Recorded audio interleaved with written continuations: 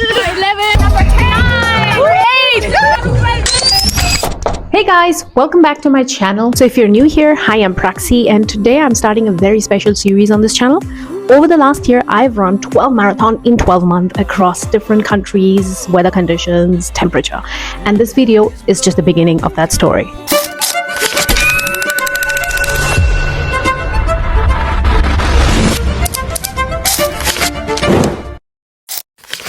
So this wasn't about being fast, or it wasn't about getting podiums or your personal best. And honestly, it wasn't always fun. The challenge was about showing up, even on the days when motivation was completely missing.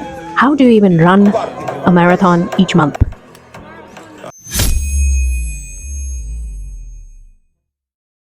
So a couple of years ago, I faced a major challenge. I broke my collarbone in a bike accident and I had to undergo multiple surgeries. The recovery has been tough and the fear of needles and hospitals was always back of my mind. I have metal implants for more than a year, and my third surgery, which was to remove the metal, was upcoming in January last year. And I'm terrified of needles, hospitals, and the fact that I had to go under the surgery knife for the third time was scary in itself. It's January, winter month, cold, gray, snowy, not much running events happening around. My surgery is upcoming. What should I do? So in the middle of all of this, I decided to do something unconventional. I ran a marathon by myself as a way to prepare myself mentally for the surgery. It was my way of facing my fears. I set up my own fuel station. I ran in the forest near my house. It took me about 4.5 hours to go around, and all I could think is that running away from or facing my fears of the surgery, needles, hospitals, the knife again, that they would cut me open again.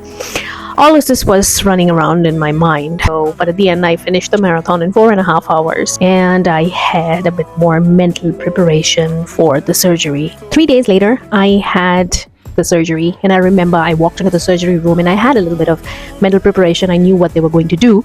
And it's so funny, before going into anesthesia, I remember I was sitting on the surgery bed and I was telling the doctor that, hey, running a marathon is so much easier than all of this. This is so hard. And I remember my surgeon he gave me a nod and he said, that's true. And then I went into anesthesia. Thank God everything went well with my surgery. It was successful. There was no complication. And I was advised complete bed rest for at least the next 2 to 3 weeks. And I was not allowed to run until the stitches come out and I can run again. Just a couple of days lying into the bed, that's when I got an email from A6 that, hey Praxi, you have been selected to run the Sevilla Marathon. Are you up for it?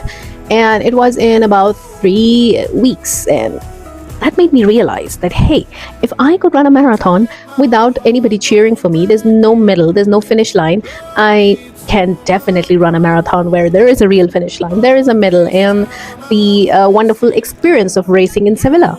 And I said hell yes to it. And that's how my marathon number 2 was decided. And at this point yet, I had not think about 12 months 12 marathon challenge, but this was the start of the journey.